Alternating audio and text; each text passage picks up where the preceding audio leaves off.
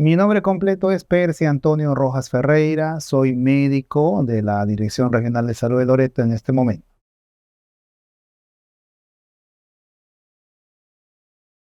En enero del año 2020 yo estaba como gerente de la red asistencial Loreto de salud acá en la ciudad de Iquitos. Sí, mientras cuando empezó la pandemia, como les repito, yo estaba laborando en salud, ¿no? Y ocupaba el cargo de gerente de la red. Las funciones allí básicamente son la de dirigir la red Loreto de salud, que tiene 9 establecimientos en toda la región y que tiene 250.000 afiliados, ¿no? Asegurados por el salud.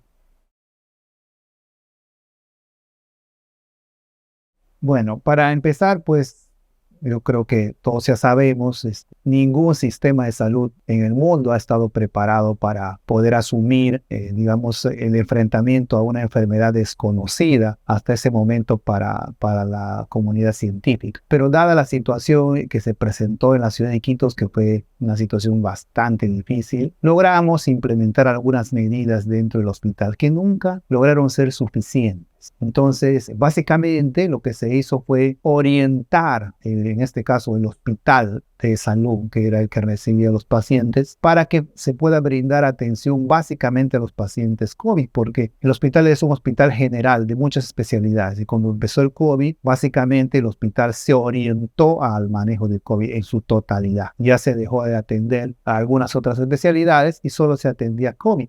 Y algunas emergencias, lógicamente, que se fueron presentando, ¿no? Entonces, eso fue una primera medida cuando el hospital regional colapsó, porque en el proceso, primero, hay que decir que en una reunión de autoridades se define primero que el hospital regional de Loreto iba a ser el hospital COVID de la región, entonces incluido para los pacientes asegurados de salud. Entonces, inicialmente nuestros pacientes eran enviados allá, pero eso no tardó mucho. En menos de un mes el hospital regional también colapsó y ya no tenía capacidad para recibir más. En ese momento ya nuestro hospital tuvo que asumir también la recepción y hospitalización de los pacientes.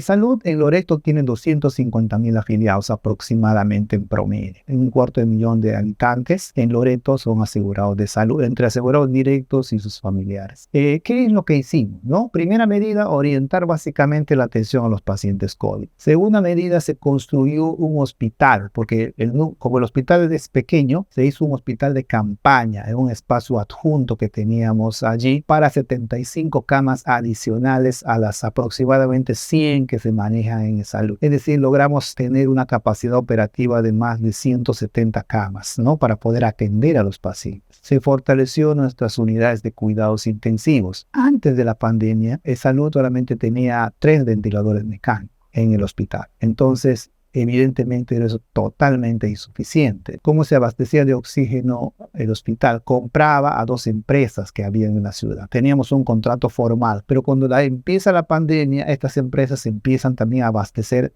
a otros hospitales y entonces nos comienza a dar menos oxígeno del que ya teníamos regularmente. Y el que ya teníamos regularmente era totalmente insuficiente. Entonces, la capacidad operativa de estas 2 empresas que nos abastecían quedó pues muy por debajo de la necesidad. Entonces, lo que hicimos fue implementar envíos de oxígeno desde la ciudad de Lima en aviones del ejército. De la FAP.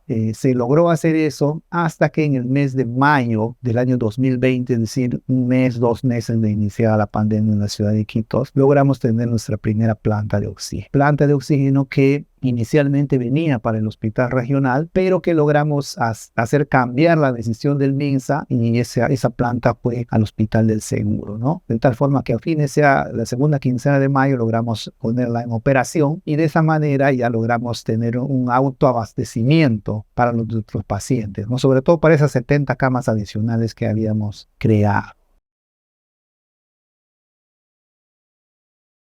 En esta área, que fue un hospital de campaña que se levantó en 7 días, ahí se aislaban los pacientes, digamos que tenían menos gravedad. Pacientes ya muy graves que necesitaban más soporte de oxígeno con ventilador mecánico, pasaban a la unidad de cuidados intensivos, a la UCI, en donde logramos también aumentar de 5 hasta 20 camas con ventilador mecánico.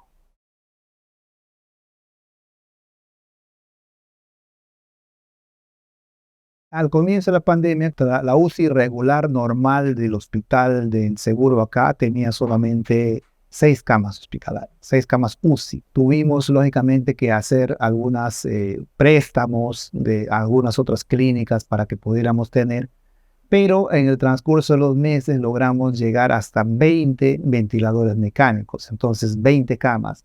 Tuvimos que generar una nueva área de UCI para poder albergar a los pacientes que ya teníamos. ¿Qué problemas teníamos ahí? O sea, podíamos tener el equipo. Luego el equipo se conseguía. El gran problema era el personal especializado, porque no cualquier médico puede trabajar en una UCI. Tiene que tener cierto entrenamiento. Entonces, los médicos especialistas en UCI son muy escasos en el Perú. En todo el Perú ha habido dificultades. Tuvimos que convencer a médicos de otras especialidades para que pudieran también ayudar en la atención de los pacientes de UCI, porque allí se requiere una atención de 24 horas del día y de manera continua. Entonces, había una necesidad de tener mayor cantidad de médicos y lógicamente se hizo con el apoyo de otras especialidades. Y ya en el mes de junio, julio del año 2020, sí pudimos hacer convocatorias para contratar a personal, digamos, sociólogos, especialistas y generales para que nos vinieran a dar soporte. Recordemos también que esta enfermedad, aparte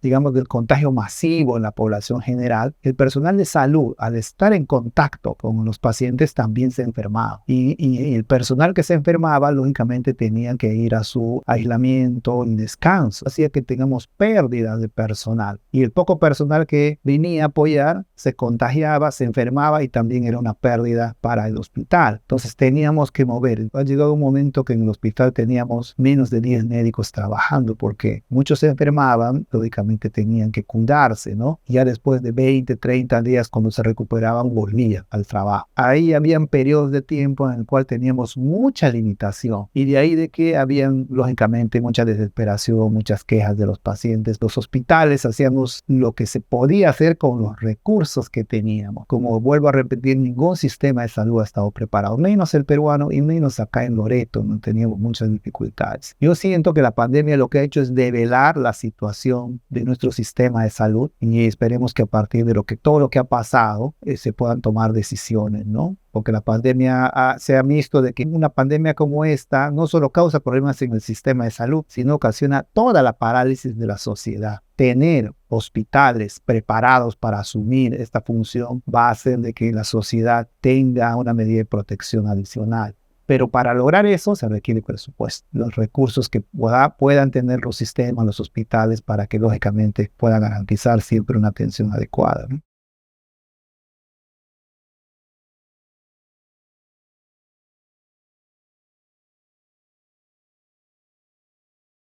Lógicamente, la experiencia ya de trabajar en COVID tiene que también ser evaluada, ¿no? Entonces, los mensajes de comunicación, yo creo que tal vez a nivel nacional no han sido los correctos, ¿no? Los más adecuados, porque todos querían hablar, todas las autoridades querían hablar, pero a veces el médico no hablaba. Hablaba el presidente, hablaba el alcalde, pero el personal, digamos, de salud, los que dirigían el proceso de salud, muchas veces no tenían la audiencia para poder llegar a la población y dar los mensajes claros. Entonces ahí hay un fallo en la comunicación de la gravedad de la enfermedad y la población tiene que estar informada para ver qué medidas tiene que tomar. Siento que ahí eso pudo ser mejorado. En cuanto a las demás estrategias, se logró conseguir los 20 ventiladores mecánicos. Con la planta de oxígeno que se consiguió, se logró tener una mejor cobertura de oxígeno. Al año 2021 ya se pudo obtener una segunda planta de oxígeno. Ahorita son esas 2 plantas de oxígeno las que cuenta de salud,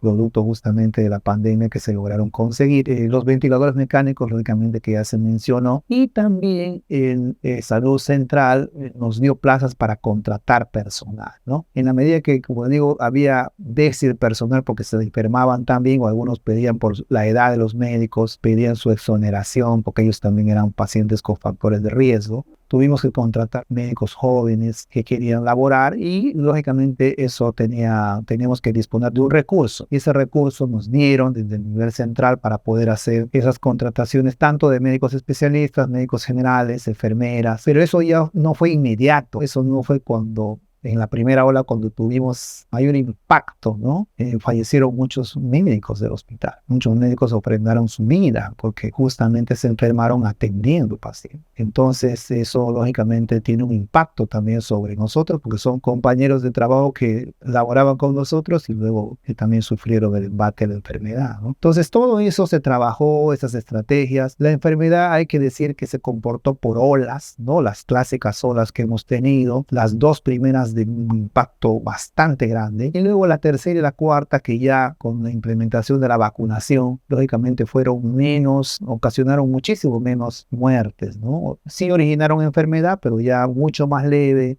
ya no requerían las UCIs y lógicamente ya teníamos una población protegida. Entonces, las primeras dos olas, y la primera y la segunda, sí fueron terribles para Loreto.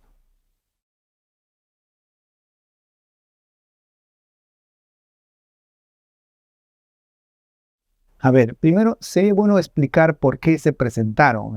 Recuerden que cuando esta enfermedad apareció, no se conocía mucho de la enfermedad. Entonces, cuando un paciente fallecía, también no se sabía qué hacer con él. Muchas familias que perdieron a sus seres queridos, pacientes fallecían en el hospital, no querían recogerlos, ¿no? Porque había también la información de que el paciente tenía que ser cremado, y muchos no tenían los recursos para poder hacerlo. Y aunque lo tuvieran, en Iquitos solo había una empresa que hacía ese servicio a un costo bastante alto. Empresa a la cual a los 7 días de comenzar la pandemia, también su equipo se malogró y ya no podía hacerse la cremación. Mucha gente por eso dejaba su cadáver en el hospital, y lo que el hospital hacía era ponerle una morgue improvisada, porque de hecho no teníamos una capacidad tan grande, nunca habíamos tenido una mortandad tan alta, ¿no? Entonces eso ocasionó que en algún momento de la pandemia llegáramos a tener hasta más de 20 cadáveres en nuestra morgue, ¿no? Y bueno, no solo ocurría en salud, ocurría en todos los hospitales. Hasta que luego eso se fue normalizando, el gobierno regional ahí planteó algunas alternativas para el manejo de cadáveres, y luego se vio pues que ya el cadáver ya no transmitía la enfermedad, no se podía hacer el manejo y el servicio funerario regular del paciente, tomando las medidas de precaución siempre, ¿no? Entonces, luego tuvimos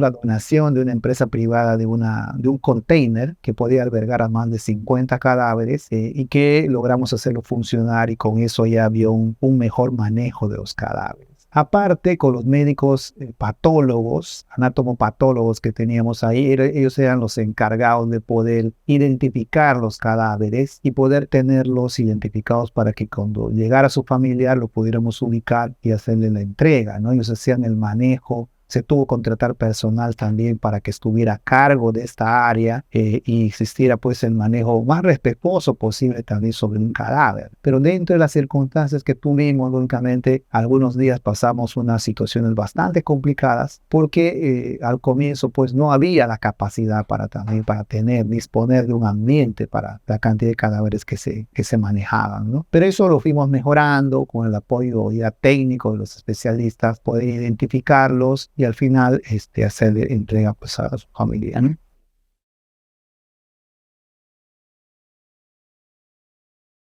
Yo lo que creo es que el sistema de salud hizo lo que podía hacer, lo que estaba en su capacidad de hacer. No le podemos pedir algo a alguien que haga lo que no puede hacer, no tiene los recursos para hacer.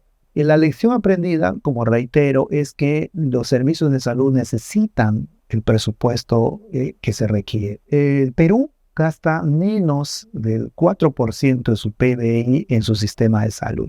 4%. La OMS plantea que mínimamente tiene que ser 6, es el mínimo. Entonces, hay un 2% de déficit todavía que debería dar el gobierno para eso. ¿Qué puede ser más demostrativo de que necesitamos un sistema de salud con recursos y fortalecido que la pandemia? O sea, todo lo que hemos vivido la pandemia, creo que estamos de acuerdo en que a partir que esto no debiera volver a ocurrir. ¿Puede volver a aparecer un nuevo virus más adelante? Sí, es posible que pueda aparecer. Pero lo que no puede volver a ocurrir es que nos encuentre nuevamente en la misma situación delante de la pandemia. las experiencias aprendidas tienen que demostrarnos y tienen que llevarnos a hacer de que esa situación cambie. Entonces, esto es un llamado de atención a las autoridades que disponen de los recursos para que se den los recursos que el sistema de salud necesita. Yo ahora estoy viendo que tenemos déficit de personal en muchos establecimientos de salud de Loreto, en los hospitales también. Entonces, estamos volviendo a la realidad pre-pandemia, pero eso quiere decir que estamos condenados, si es que no se hace nada, a volver a repetir la historia, cosa que no debe ocurrir. Entonces, una lección aprendida es que el sistema de salud tiene que ser fortalecido, tienen que entregarse los recursos que necesita para que se contrate especialistas, para que se compre equipos, para que se tengan instalaciones adecuadas. Si no hace esa inversión que podría a lo mejor para un gobernante verse como un gasto, tiene que verlo como una inversión, porque si el sistema de salud colapsa, colapsa toda la sociedad. ¿Cuánta gente ha perdido su trabajo? ¿Cuánta gente no tenía que comer? Porque muchos emprendimientos quebraron, porque no se podía trabajar, no se podía vender, no se podía hacer nada. Entonces, pero si tuviéramos un sistema de salud que prevenga la enfermedad, que vigile y que controle y que maneje, si se dan los casos, el impacto a la sociedad sería muchísimo menor. Como hemos visto en algunos países. Algunos países también han vivido, pero su economía se ha mantenido. No ha habido una afectación tan grande como la de en Perú y en Loreto en particular. Entonces yo creo que la lección aprendida acá es que los gobernantes tienen que dar los recursos que necesita el sistema de salud para no repetir la historia.